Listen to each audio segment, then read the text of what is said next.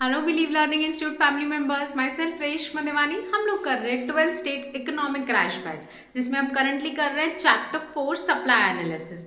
Supply analysis chapter में हम लोग पढ़ चुके हैं, क्या क्या पढ़ चुके हैं, इंट्रोडक्शन ऑफ द चैप्टर पढ़ चुके हैं, डिफरेंस बिटवीन देख चुके हैं, एक दो सप्लाई स्टॉक का बीच का डिफरेंस बिटवीन एक दो एग्री डिसएग्री देख चुके हैं। उसके बाद मेन टॉपिक्स में हम फैक्टर्स अफेक्टिंग सप्लाई देख चुके हैं। लॉ ऑफ सप्लाई मैंने आपको पढ़ा दिया है। उसके बाद assumption to the law of supply पढ़ा दिया। आज का टॉपिक है exception to the law of supply.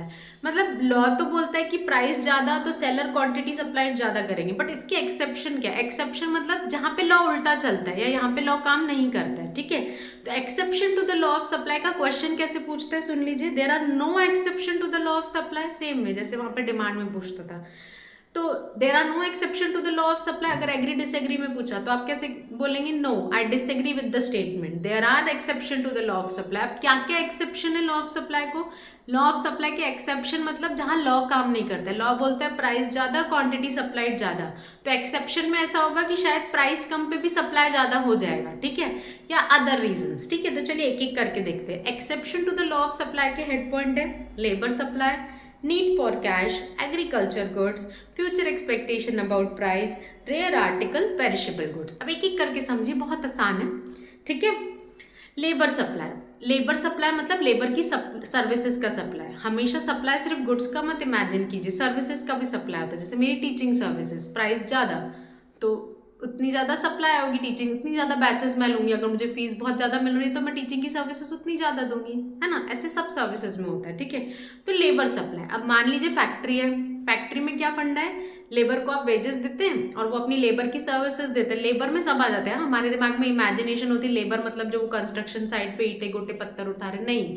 Labour मतलब हर वो इंसान जो किसी भी टाइप के प्रोफेशन में है, फिर वो चार्टर्ड अकाउंटेंट हो, आपका कोई सिविल इंजीनियर हो, एमबीए हो, सीएस हो, सब। उसके बाद फिर लेबर, लेबर मतलब हर वो इंसान जो अपना दिमाग या फिजिकल, मेंटल और फिजिकल एक्सर्शन करके आपको सर्विस दे रहा है, बदले में आप उसको पैसे दे रहे हैं। हाँ, जब हम लेबर को पैसे देते हैं तो उसको वेजेस बोलते हैं, जो कंस्ट्रक्शन एंड ऑल मैनुअल काम करता है।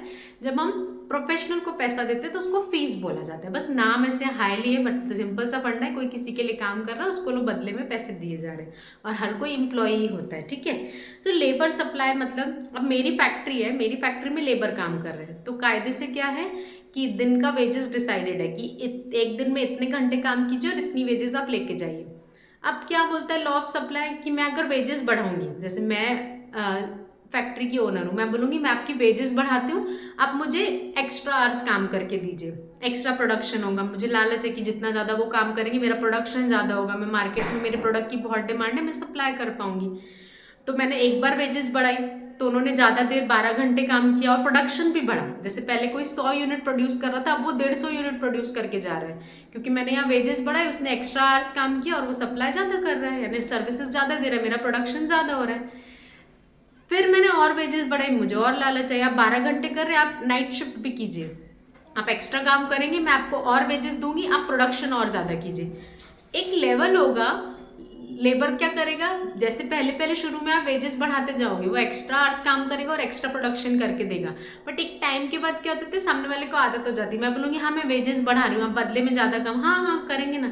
वो वेजेस तो मुझसे ज़्यादा ले लेंगे, पैसे तो ज़्यादा ले लेंगे, बट बदले में लेबर सप्लाई कम करेंगे, मतलब अपनी सर्विसेज कम देंगे, क्योंकि सामने वाले की भी एक लिमिट रहती है ना। कोई भी आप पढ़ने बैठे हैं, एक लिमिट है, आप बोलने को तो बोले मैं 15 घंटे से पढ़ रहा हूँ, कौन पढ़ सकता है 15 घंटे एक साथ बैठ के? कोई नहीं पढ़ सकता है, कोई हम भगवान नहीं है, ठीक है। तो एक लेवल होता है कि आप कितनी देर कंटिन्यूस काम कर सकते हैं, ठीक है ना।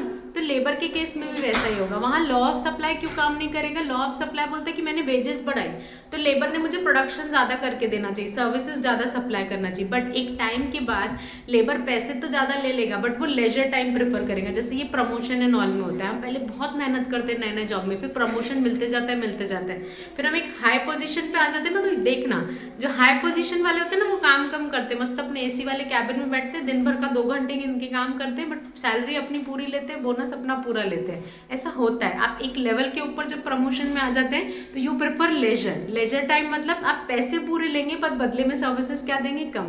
तो लॉ ऑफ सप्लाई काम किया कि नहीं? क्योंकि लॉ ऑफ सप्लाई बोलते हैं पैसे ज़्यादा तो सर्विसेज भी ज़्यादा, तो यहाँ लॉ ऑफ सप्लाई काम नहीं करता है। ये मैंने आपको ऐसी लेमन लैंग्वेज में एग्जाम्पल के साथ समझाया, आप बुक्स की ऑफिशियल लैंग्वेज में पढ़ते हैं। In the initial stages of supply increases, wage rate increase, supply increases. However, at the later stage, but later stage पे क्या होता है, worker prefer leisure instead of work. एक टाइम के बाद भाई पैसे आने दो, काम तो हम उतना ही करेंगे, दिन में प्रोडक्शन तो हम उतना ही देंगे. They prefer to earn same amount of income by working less hours. वो क्या करते हैं, आएंगे तो पूरा 8 घंटे, सैलरी बढ़ा के देंगे. 8 घंटे आएंगे और 8 घंटे में 2 घंटे का काम करेंगे, 6 घंटे आराम करेंगे. तो ऐसा होता है. तो यहाँ लॉ ऑफ सप्लाई काम करेगा क्या? नहीं, क्योंकि लॉ ऑफ सप्लाई बोलता है इफ वेज रेट इंक्रीजेज, तो सामने वाले ने अपनी सर्विसेज भी इंक्रीज करना चाहिए एंड अपने आवर्स एक्स्ट्रा देना चाहिए, production of services and units जो भी हो वो ज़्यादा देना चाहिए. तो law of supply labour supply में काम नहीं करता है. क्यों? क्योंकि लेबर का एक नेचर होता है, ह्यूमन नेचर होता है. हमारी जब स्टार्टिंग में वेजेस बढ़ती है तो हम सर्विसेज ज़्यादा देते हैं, बट एक लेवल के बाद वेजेस तो बढ़ती जाती है बट काम करने के आवर्स कम हो जाते हैं और हम उतना आउटपुट नहीं देते. तो लॉ ऑफ सप्लाई काम नहीं करता है. Next, need for cash. हम बोल तो रहे मैं सेलर हूँ, जब तक मुझे प्रॉफिट ज़्यादा नहीं मिलेगा मैं सप्लाई नहीं करूँगी. Higher the price, higher the quantity supply. But मान लीजिए मुझे अर्जेंट नीड ऑफ कैश है, मुझे किसी को पेमेंट करना है, मेरे घर में मेडिकल इमरजेंसी आ गई है, तो बेटा वहाँ मैं वेट नहीं करूँगी कि मेरे प्रोडक्ट का प्राइस बढ़ रहा है तो मैं क्वांटिटी सप्लाई ज़्यादा करूँगी. अगर मुझे नीड ऑफ कैश है कि मुझे अभी कैश की अर्जेंट ज़रूरत है तो मैं क्या कर दूँगी, क्वांटिटी सप्लाई ज़्यादा कर दूँगी. ठीक है. If the seller need cash urgently he is force to sell. मुझे अर्जेंट है, कुछ भी है, मेडिकल इशू आ गया, कुछ भी होता है ना. बहुत बार आप देखते हैं लोग अपना घर बेच देते हैं. क्यों बेच देते हैं? क्योंकि होता है कुछ ना कुछ ऐसे इशू आ जाते हैं, कुछ खर्चे आ जाते हैं, बड़ी बड़ी ट्रीटमेंट्स के पैसे लगते हैं.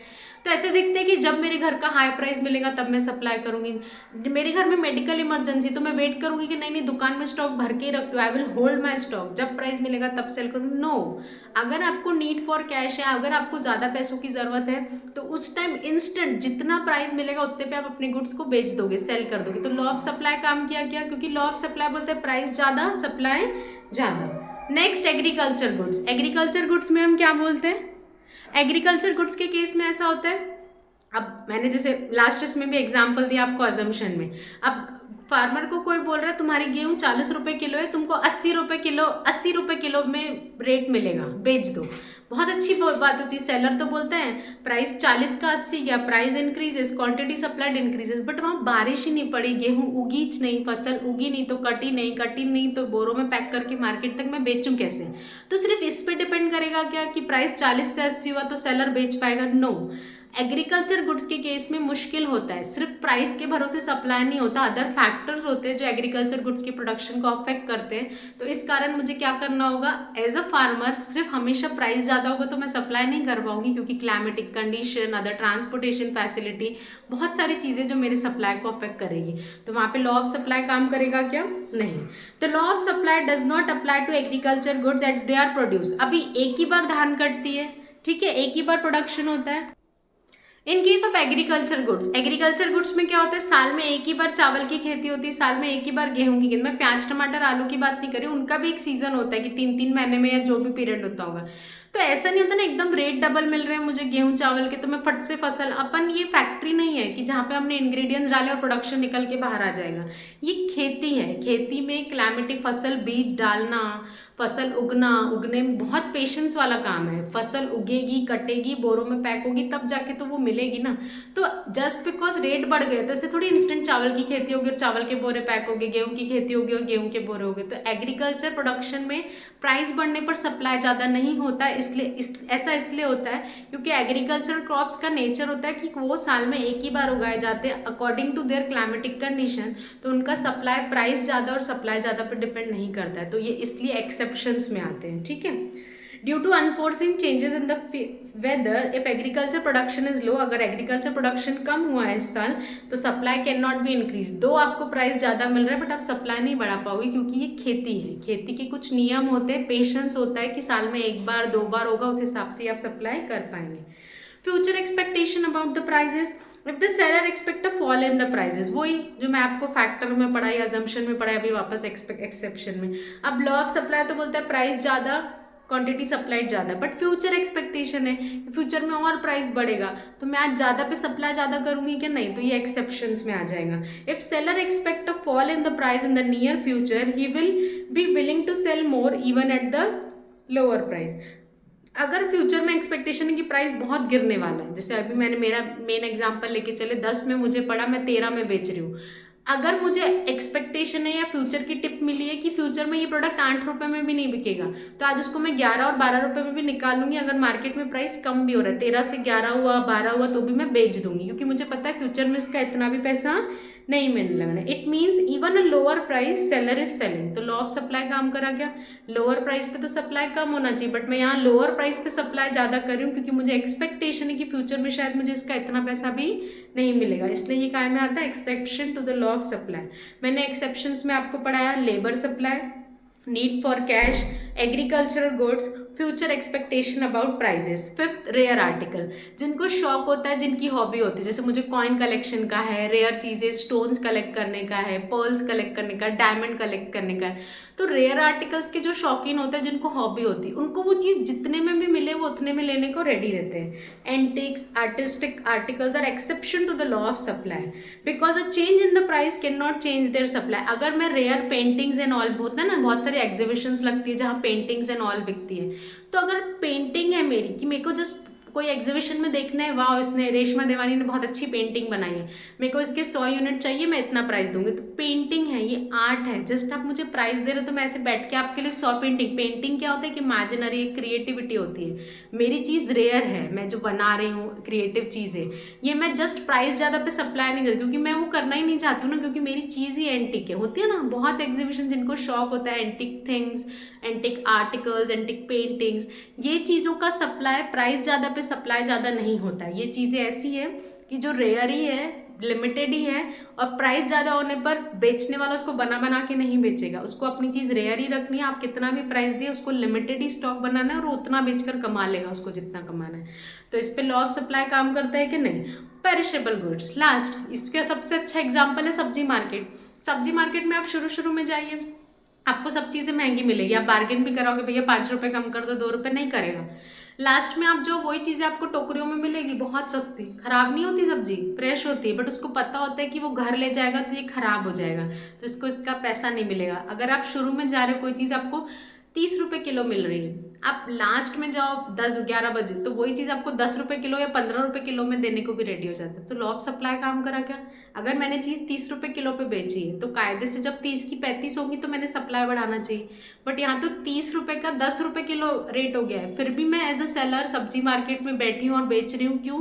क्योंकि मुझे पता है कि अगर मैं ये सब्जियां घर लेके चले गई, ये पेरिशेबल चीज़ सब्जियां हो गई, खाने पीने की चीज़ें जिनको काम होता है, समोसे, ये सब होटल वाली चीज़ें बेचना, आप देखना फिर वो कितने में भी लास्ट में निकाल देते हैं। तो पेरिशेबल गुड्स में लॉ ऑफ सप्लाई काम करता है कि नहीं। In case of perishable goods the supplier would offer to sell more quantity. Perishable products में तो ऐसा हो जाता है कि भाई कितने में भी ले ले, इतने रुपए टोकरी ले रहे, ये पूरा से बंच उठा के वो आपको 50 रुपये में भी दे देते हैं, क्योंकि उसको लगता है कि मैं घर ले जाऊंगा तो ये 50 रुपये में मुझे नहीं मिलेगा। तो पेरिशेबल गुड्स जैसे कि सब्जी, फ्रूट्स, छोटी छोटी खाने पीने के जो ठेले लगे रहते हैं, वो लास्ट में इतने कम में दे देते हैं, उनकी मजबूरी होती है। वहाँ लॉ ऑफ सप्लाई वो दिमाग में नहीं लेके नहीं चलते, प्राइस ज़्यादा तो मैं सेलर, सप्लाई ज़्यादा नहीं। पेरिशेबल गुड्स है, वो घर लेके जाएगा तो उसको उतना भी नहीं मिलेगा, तो वहाँ कम प्राइस में भी सप्लाई ज़्यादा हो जाता है। तो लॉ ऑफ सप्लाई काम करता है क्या? नहीं। तो हमने पढ़ा exception to the law of supply, जिसमें हमने पॉइंट पढ़े लेबर सप्लाई। लेबर सप्लाई बोलता है वेज रेट बढ़ाने के बाद भी लेबर का सप्लाई ऑफ सर्विसेज ज़्यादा नहीं होता एक पॉइंट के बाद, क्योंकि वो लेजर प्रेफर करता है। नीड फॉर कैश, अगर कैश की अर्जेंट ज़रूरत है तो मैं प्राइस ज़्यादा सप्लाई ज़्यादा का वेट नहीं करती हूँ, मैं प्राइस कम पे भी सप्लाई ज़्यादा कर दूंगी, क्योंकि मुझे फिलहाल प्रोडक्ट बेचकर कैश चाहिए। एग्रीकल्चर गुड्स का नेचर ऐसा होता है कि आप उसको प्राइस ज़्यादा पे प्रोडक्शन फटाक से नहीं कर सकते, गेहूँ, चावल, सब्जी वगैरह का। तो climatic conditions and depending upon उसके नेचर ऑफ गुड्स के हिसाब से वो मार्केट में आता है, दो कितना भी प्राइस मिले, तो प्राइस ज़्यादा और सप्लाई ज़्यादा ऑफ एग्रीकल्चर गुड्स नहीं हो सकता है। फ्यूचर एक्सपेक्टेशन अबाउट प्राइजेस, अगर फ्यूचर में एक्सपेक्टेशन है कि प्राइजेस बढ़ेंगी या फ्यूचर में एक्सपेक्टेशन की प्राइस और कम होगी, तो आज मैं कम प्राइस पे भी सप्लाई ज़्यादा कर दूंगी, मैं वेट नहीं कर दूंगी कि प्राइस ज़्यादा और सप्लाई ज़्यादा। रेयर आर्टिकल का नेचर ऐसा होता है कि वो चीज़ें एंटीक होती है, रेयर होती है, पेंटिंग्स एंड ऑल, वहाँ पे जस्ट बिकॉज कोई प्राइस ज़्यादा दे रहा है तो मैं अपनी पेंटिंग्स का प्रोडक्शन ज़्यादा करूँगी, ऐसा नहीं है कि मेरी चीज़ ही एंटीक है, मेरे को उसको रेट के हिसाब से सप्लाई ज़्यादा मैं नहीं करूँगी। पेरिशेबल गुड्स का नेचर ऐसा होता है कि वो ख़राब हो जाते हैं, वेस्ट हो जाते हैं, उसका फिर उतना पैसा नहीं निकलता है, तो उसमें हम कम प्राइस पे भी ज़्यादा सप्लाई कर देते हैं। तो ये पढ़ा हमने exception to the law of supply. Hopes आपको समझा। Thank you.